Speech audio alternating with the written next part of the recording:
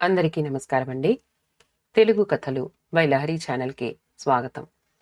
అపర్ణ ఓ వారపత్రిక పేజీలు తిరగేస్తోంది. ఇంట్లో ఎవ్వరూ లేరు. అంతా నిశ్శబ్దం. పక్క ఫ్లాట్స్లో ఉదయం 10 దాకా ఉన్న సందడి ఇప్పుడు లేదు. ఎక్కడికి వెళ్ళిపోవలసిన వాళ్ళు అక్కడికి వెళ్ళిపోయారు. అపర్ణ మాత్రం ఎక్కడికి వెళ్ళడానికి వీల్లేదు. ఆ 4 గోడల మధ్యలోనే ఉండిపోవాలి. అపర్ణ తన చేతిలోని ఉన్న వారపత్రికను విసిరి కొట్టింది. దాంట్లో అచ్చైన ఒక సగం వరకు చదవగానే ఆ కథలోని ప్రధాన పాత్ర మీద ఆమెకు అసహ్యం కలిగింది. భర్త ఎంత చెడ్డవాడైనా, ఎంత నీచుడైనా, ఎంత క్రూరుడైనా అతనితో అడ్జస్ట్ కాకపోతే సమాజం తనను క్షమించదు అనుకుంది ఆ పాత్ర. తన ఆత్మగౌరవాన్ని కోల్పోయి భర్తైనా సరే, మరెవరైనా సరే వారికి దాస్యం చేయడం అంటే అపర్ణకు పరమ అసహ్యం. కాలేజీలో చదువుకునే రోజుల్లో అపర్ణ చాలాసార్లు స్త్రీ స్వాతంత్రాన్ని గురించిన తన స్నేహితురాళ్లతో చాలా ఆవేశంగా మాట్లాడుతూ ఉండేది.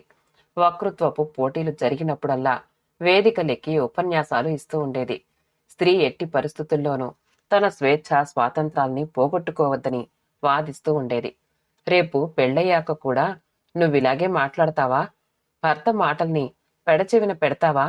అత్తామామలకు, ఆడబిడ్డలకు ఎదురు చెప్పగలుగుతావా? అంటూ ఆమె స్నేహితురాళ్ళు ఆమెను అడుగుతూ ఉండేవాళ్లు. భర్త అయినా సరే, మరెవరైనా సరే నా స్వేచ్ఛకు భంగం కలిగిస్తే నేను వాళ్లను క్షమించను అంటూ ఉండేది అపర్ణ. ఇటీవలనే అపర్ణకు పెళ్లయ్యింది. ఆమె భర్త అశోక్ ఎంఎస్సీ చేసిన తర్వాత పిహెచ్డి కూడా చేసి యూనివర్సిటీలో లెక్చరర్గా పనిచేస్తున్నాడు. చూడటానికి బావుంటాడు. మేనర్స్, మాట తీరు బావుంటాయి. మంచి ఉద్యోగంలో స్థిరపడ్డాడు. అన్నీ బావున్నాయి. ఈ సంబంధాన్ని వద్దనటానికి అపర్ణకు ఏ కారణమూ కనిపించలేదు. అపర్ణకు కూడా గొప్ప అంతగత్తె అన్న పేరుంది. ఆమెను మొదటిసారి చూసిన వాళ్ళెవ్వరైనా సరే ఆమె వైపు మరోసారి చూడకుండా ఉండలేరు. కొందరు యువకులైతే ఆమెను చూడగానే వాటే బ్యూటీ అని కనుబొమ్మలెగ్గరేస్తారు. అశోక్ అపర్ణ జంట అద్భుతంగా ఉంటుందని వాళ్ల దగ్గరి బంధువులందరూ అనుకున్నారు. ఈ సంబంధం కుదిరితే అపర్ణ కంటే అదృష్టవంతులు ఎవ్వరూ ఉండరని కూడా వాళ్ల బంధువులు అనుకున్నారు. అందరూ అనుకున్నట్టుగానే అశోక్ అపర్ణను చూడగానే అమ్మాయి నాకు నచ్చిందని చెప్పేశాడు.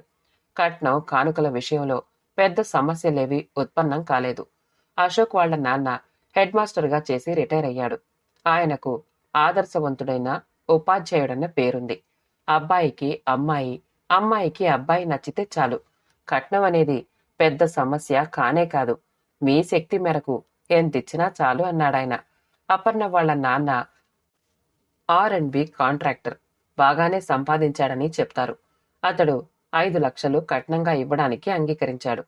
బ్రాహ్మణోత్తములు ఇది అత్యంత బలమైన ముహూర్తం అని నిర్ణయించిన ముహూర్తానికి అశోక్ అపర్ణల పెళ్లి అత్యంత వైభవోపేతంగా జరిగింది. 5-6 వేల మంది ఆహుతులు ఆ పెళ్లికొచ్చారు. అందరూ పెళ్లి ఎంత బాగా జరిగింది అని చెప్పుకున్నారు. అశోక్ హైదరాబాదులో పనిచేస్తున్నాడు కాబట్టి పెళ్లైన నెల రోజుల్లోనే వాళ్లు హైదరాబాదులో కాపురం పెట్టారు. ఓ 2 బెడ్రూమ్ ఫ్లాట్ అద్దెకి తీసుకున్నారు. ఆ ఫ్లాట్లోకి కావలసిన సోఫా సెట్టు, డెకోలామ్ మంచాలు, మ్యాట్రస్లు, ఫ్రిడ్జ్, టీవీ, గ్యాస్ స్టవ్ మొదలైనవన్నీ అపర్ణ వాళ్ల నాన్నే సమకూర్చాడు. అపర్ణకు ఆ అపార్ట్మెంట్ చాలా నచ్చింది. భర్త యూనివర్సిటీకి వెళ్ళినప్పుడు అపర్ణ అపార్ట్మెంట్లో ఏ వస్తువు ఎక్కడుండాలో చాలా జాగ్రత్తగా సర్దేసి దాన్ని ఎంతో అందంగా తీర్చిదిద్దింది. అలా ఓ వారం రోజులు కష్టపడితే కానీ ఆ అపార్ట్మెంట్ అంత శుభ్రంగా, అంత అందంగా తయారయ్యింది. అపర్ణకు కాపురం మొదలెట్టిన మొదటి వారం రోజులు చాలా హాయిగా గడిచిపోయాయి అనిపించింది. అశోక్ ఆమెలా ప్రేమగానే చూసుకుంటున్నాడు అనిపించింది. ఆయన రోజు ఉదయం 9 తయారై యూనివర్సిటీకి వెళ్ళిపోతూ ఉండేవాడు. అతడు వెళ్ళిపోయేంత వరకు అపర్ణ ఆయనకు కావలసినవన్నీ అందిస్తూ చాలా బిజీగా ఉండేది. ఆయన మధ్యాహ్నం లంచ్ చేయడానికి ఇప్పుడే భోజనం వండేసి లంచ్ బాక్స్లో పెట్టేసి అతని బ్యాగ్లో పెట్టేది. అశోక్ మళ్ళీ సాయంత్రం 7ంటికి కానీ ఇంటికొచ్చేవాడు. అంతసేపు అపర్ణ ఒక్కతే ఆ అపార్ట్మెంట్లో ఉండిపోయేది. మొదట్లో ఇల్లు సర్దుకోవడంలో టైం గడిచిపోయినా ఆ తర్వాత ఆమెకు టైం ఎంతకు గడిచేది కాదు. ఎన్ని మ్యాగజైన్స్ తిరగేసినా, ఎంతసేపు టీవీ ముందు కూర్చున్నా, ఎంతసేపు పడుకుని నిద్రపోయినా ఆమెకు టైం గడిచేది కాదు. పడుకుంటే కాసేపట్లోనే మెలకువ వచ్చేది. మ్యాగజైన్స్ తిరగేస్తే కాసేపట్లోనే బోర్ అనిపించేది. ఎన్ని టీవీ ఛానల్స్ మార్చినా ఆమెకు దేని మీద ఇంట్రెస్ట్ కలిగేది కాదు. అశోక్ ఇంట్లో ఉన్నంతసేపు హాయిగానే గడిచేది. ఆ బయటికి వెళ్లిన మరుక్షణం నుంచి ఆమెకు ఆ ఇల్లు నరకంగా మారిపోతూ ఉండేది. ఒకరోజు బెడ్ మీద పడుకుని ఆలోచిస్తూ ఉంటే ఆమె బుర్రలోకి ఓ ఆలోచన వచ్చింది. తను చదువుకుంది. ఎంఏ చేసిన తర్వాత బీఈడీ కూడా చేసింది.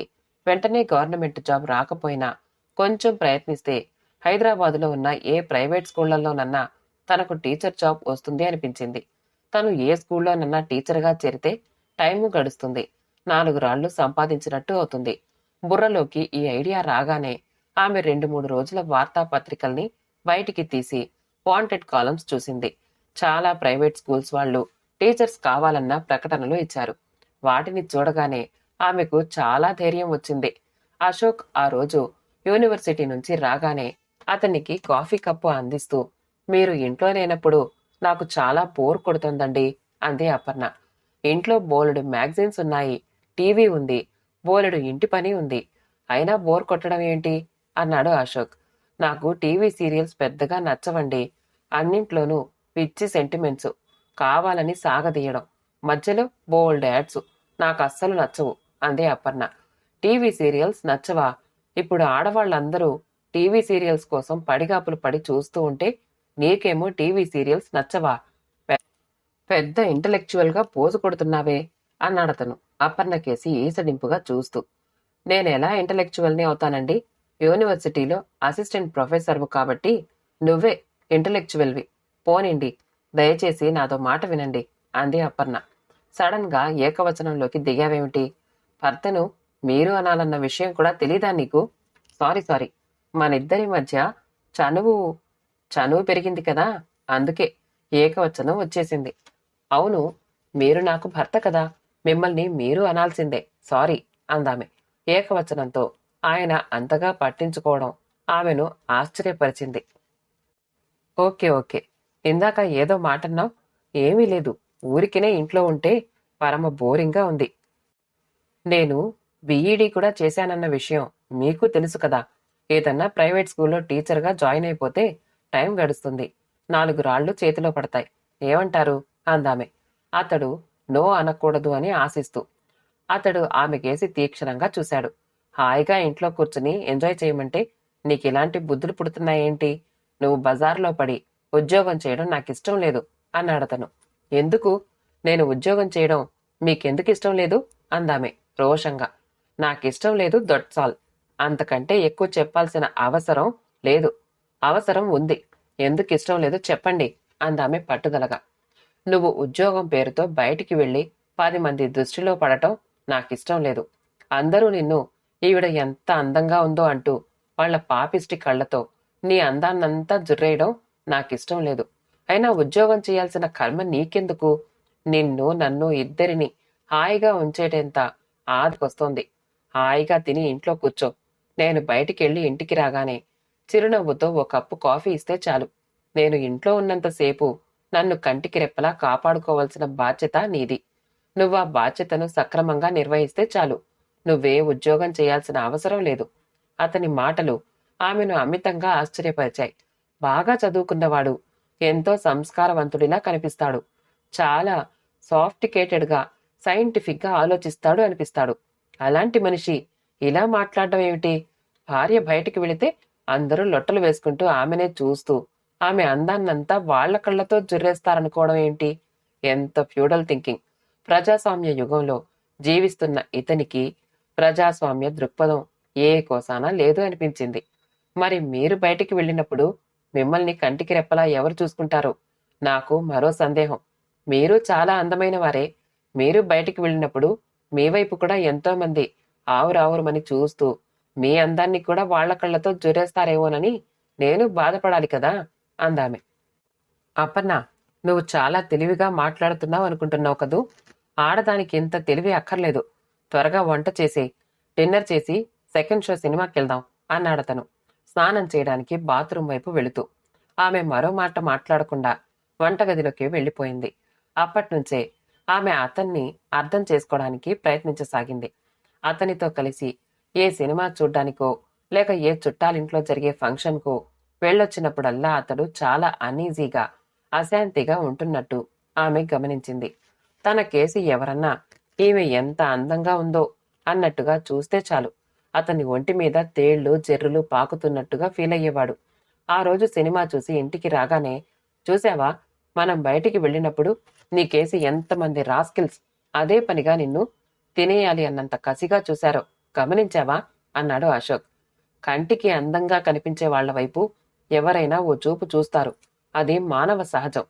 దాన్ని మీరు ఇంతగా ఎందుకు పట్టించుకుంటారో నాకు అర్థం కాని విషయం అంది అపర్ణ.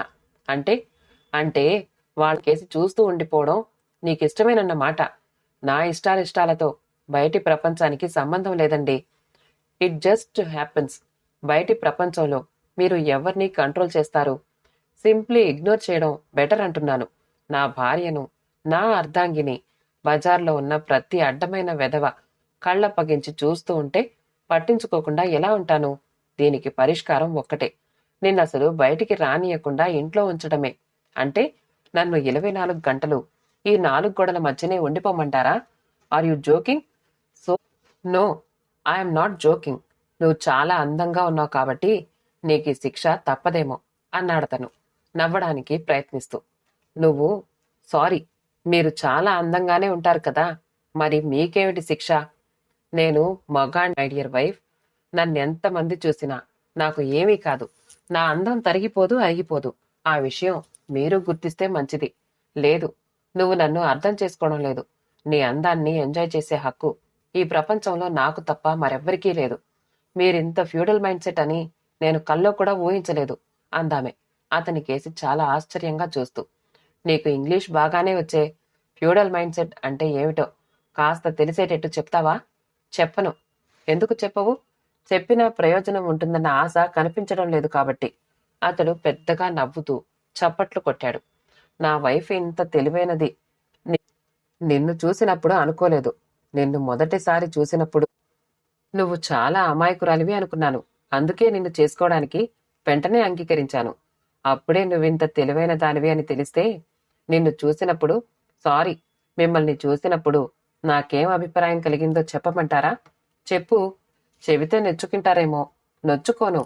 I like frankness. భార్యాభర్తల మధ్య రహస్యాలు ఉండకూడదు. రియల్లీ? రియల్లీ. అయితే వినండి. మీరు గొప్ప సంస్కారవంతులు అనుకున్నాను. ఎంఎస్సి కెమిస్ట్రీ చదివారు కాబట్టి చాలా సైంటిఫిక్గా ఆలోచిస్తారు అనుకున్నాను. ప్రజాస్వామ్య యుగంలో ఉన్నాం కాబట్టి డెమోక్రాటిక్గా ప్రవర్తిస్తారు అనుకున్నాను. అయితే ఇప్పుడేమైంది? ఏమీ కాలేదు. నేను సంస్కారవంతుణ్ణి కాను అంటావు. సైంటిఫిక్గా ఆలోచించడం లేదు అంటావు. డెమోక్రాటిక్గా ప్రవర్తించడం లేదు అంటావు. హౌ డేర్ అంటూ అతడు ఆమె మీద పడ్డాడు. అతనికి చాలా కోపం వచ్చిందని ఆమెకు అర్థమైంది. Sorry if I hurt you అంటూనే ఆమె అక్కడి నుంచి వెళ్ళిపోయింది. అతడు ఆమెను అనుసరించాడు. వాళ్ళు వాళ్ళ బెడ్రూంలోకి ప్రవేశించారు. నాకు కావాల్సింది నీ సారీ కాదు, నీ సమాధానం. నేను సంస్కారవంతుణ్ణి. చాలా పొద్దుపోయింది. నాకు నిద్ర ముంచుకొస్తోంది. మీరు చాలా సంస్కారవంతులే. నేనే మిమ్మల్ని సరిగ్గా అర్థం చేసుకోలేదు. మరోసారి సారీ చెప్తున్నాను.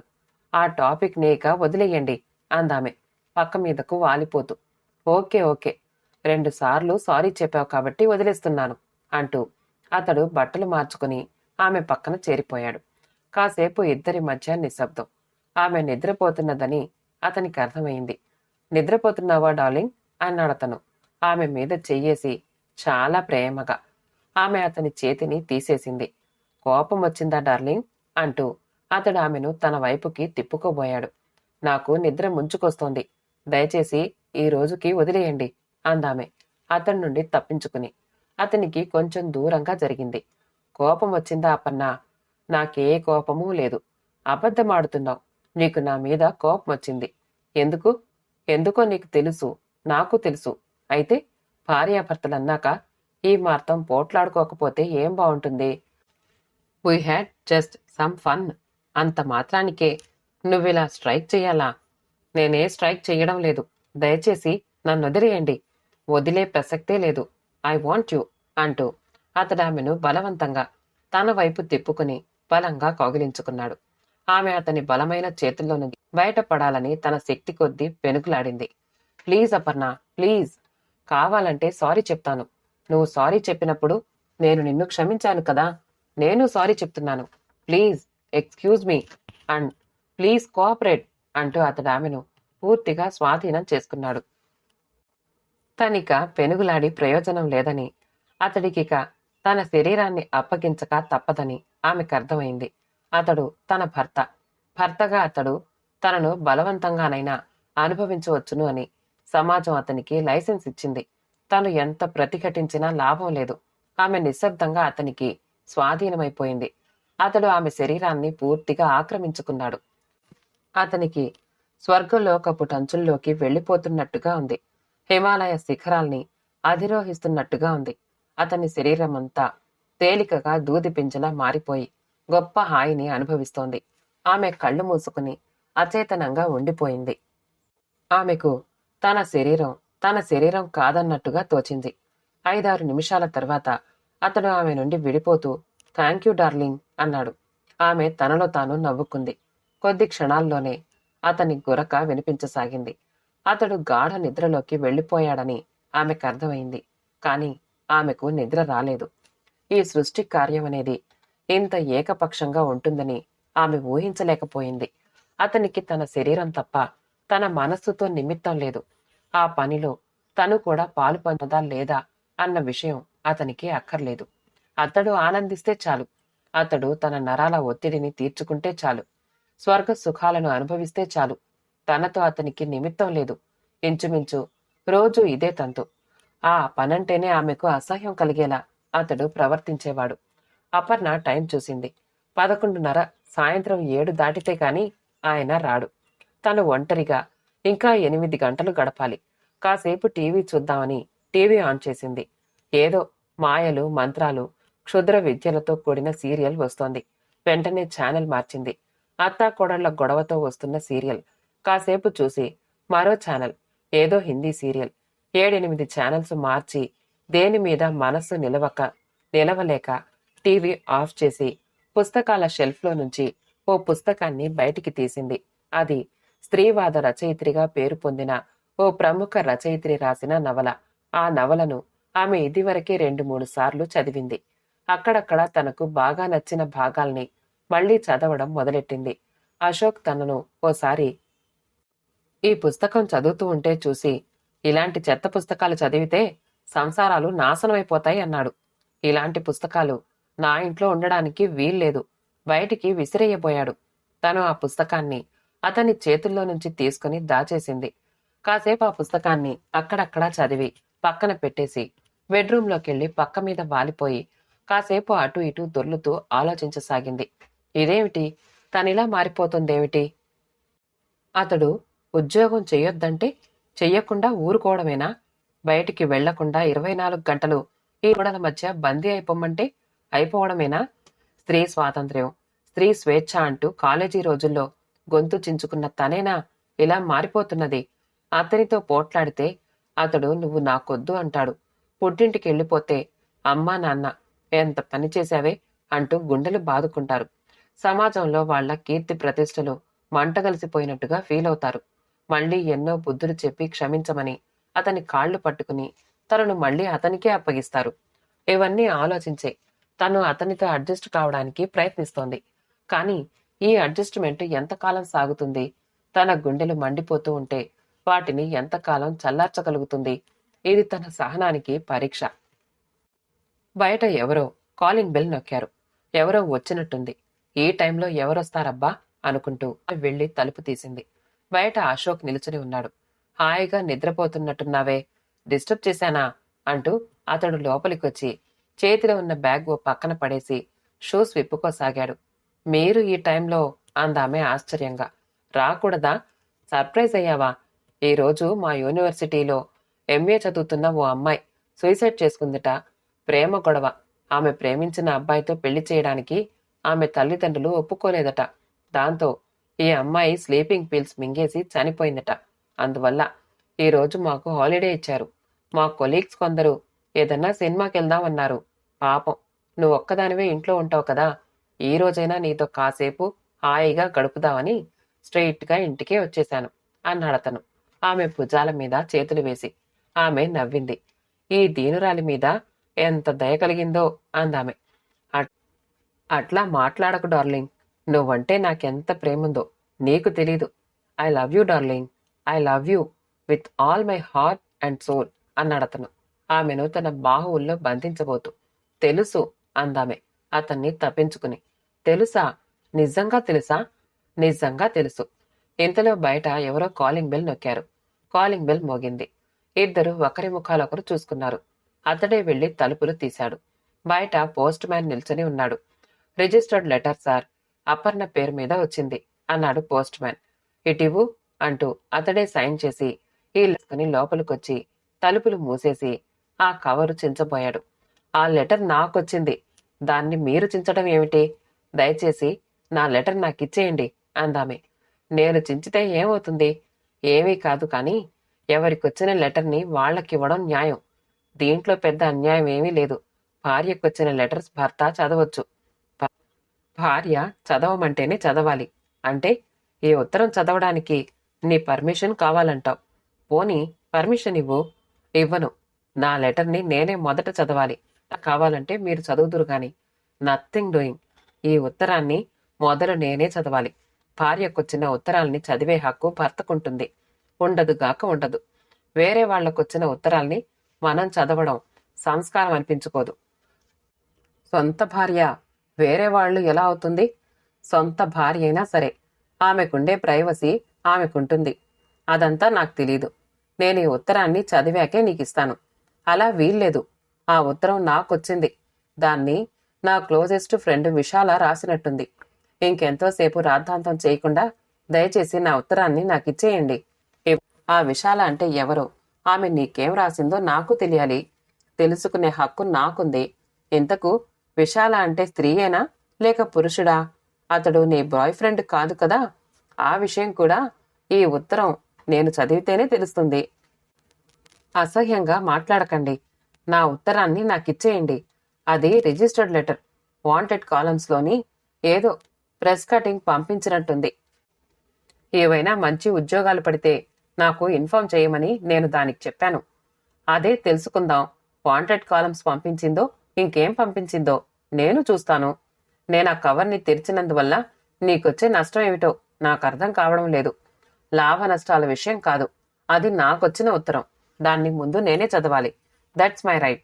దాన్ని కాదనే హక్కు ఈ ప్రపంచంలో ఎవ్వరికీ లేదు అంటూనే ఆమె అతని చేతిలో ఉన్న ఉత్తరాన్ని బలవంతంగా లాక్కోబోయింది. అతడు ఆ ఉత్తరాన్ని మరో చేతిలోకి మార్చుకున్నాడు. నేను నీకు ఉత్తరాన్ని ఎట్టి పరిస్థితుల్లోనూ ఇవ్వను. దీంట్లో ఏదో రహస్యం ఉంది.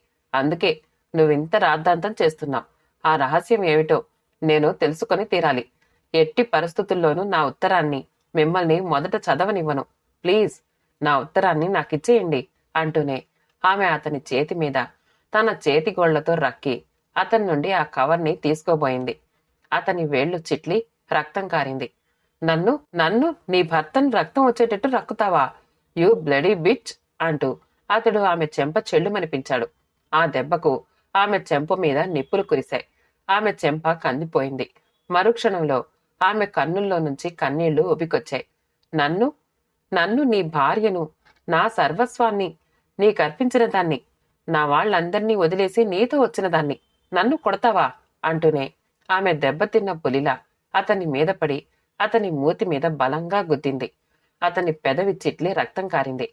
దాంతో అతడు విపరీతంగా రెచ్చిపోయాడు. అందున ఆడదానివి నన్ను దెబ్బకు దెబ్బ కొడతావా అంటూనే ఆమె మీద పడి పెడి పెడిమని ఎక్కడ పడితే అక్కడ అతని శక్తి కొద్దీ కొట్టసాగాడు. ఆమె కూడా అతడు కొడుతున్న దెబ్బల్ని నిస్సహాయంగా స్వీకరించడం కాకుండా ప్రతిఘటించి దెబ్బకు దెబ్బ తీస్తూనే ఉంది. ఇద్దరి శరీరాల నుండి రక్తాలు కారాయి. వాళ్ళేం చేస్తున్నారో వాళ్లకు తెలియడం లేదు. ఇద్దరిని పిచ్చి ఆవేశం ఆవహించింది. కాసేపట్లోనే ఇద్దరూ అలసిపోయారు. అతనికి మెల్లగా జరిగిందేమిటో అర్థం కాసాగింది. తను హద్దులు మీరాడు. తను హద్దులు మీరితే ఆమె ఆఫ్టర్ ఆల్ ఓ ఉమెన్ హద్దులు మీరి తన మీద చేయి చేసుకుంటుందా? అతనికి ఇద్దరు పెనుగులాడుతున్నప్పుడు కిందపడ్డ ఆ కవర్ కనిపించింది. వెంటనే దాన్ని అతడు తన చేతుల్లోకి తీసుకున్నాడు. ఈ ఉత్తరం కోసమే కదూ నువ్వింత తెగించి నాతో పోట్లాడావు? దెబ్బకు దెబ్బ తీసావు. దీన్ని ముక్కలు ముక్కలుగా చించేస్తున్నాను. ఏం చేస్తావో చెయ్యి అంటూనే అతడు ఆ ఉత్తరాన్ని చించేయబోయాడు. మరుక్షణంలో నేల మీద పడిపోయిన ఆమె దిగ్గున లేచి అతని మీద పడి అతని చేతిలో ఉన్న ఉత్తరాన్ని తన చేతిలోకి తీసుకుని జాకెట్లో దోపుకుంది. అతడు ఓడిపోయినట్టుగా నిస్సహాయంగా ఆమె కేసి కళ్ళప్పగించి చూస్తూ ఉండిపోయాడు. ఓ క్షణం అలా నిలుచుని, ఎట్టి పరిస్థితుల్లోనూ నువ్వు ఆ ఉత్తరాన్ని నాకన్నా ముందు చదవడానికి వీల్లేదు. నిన్ను నరికేసైనా సరే నేను ఆ ఉత్తరాన్ని నీ దగ్గర నుంచి తీసుకుంటాను అంటూ అతడు ఆమె వైపు రాబోయాడు. ఆగు, అక్కడే ఆగు. ఒక్క అడుగు ముందుకు వేశావంటే నేనేం చేస్తానో నువ్వు ఊహించలేవు అందామె డైనింగ్ టేబుల్ మీదున్న ఓ స్టెయిన్లెస్ పాత్రను చేతుల్లోకి తీసుకుని. ఆ క్షణంలో ఆమెను చూస్తే అతనికి భయం వేసింది. వెంట్రుకలు విరబోసుకుని రక్తం నిండిన కళ్లతో తన కేసి తీక్షణంగా చూస్తున్న ఆమెను చూస్తే అతనికి కాళీమాత గుర్తొచ్చింది. నువ్వు నా ఇంట్లో ఒక్క క్షణం కూడా ఉండడానికి వీల్లేదు. ఈ క్షణమే బయటికి వెళ్ళిపోవాలి. గెట్అవుట్! అతడు శక్తి కొద్దీ అరిచాడు. ఇది నీ ఇల్లా? నీ ఇంట్లో ఉన్న ప్రతి వస్తువు నేను తెచ్చుకున్నదే. ఈ ఇంటిని ఇంత అందంగా తీర్చిదిద్ది దీన్ని అనుక్షణం కంటికి రెపలా కాపాడుకుంటున్నది నేను.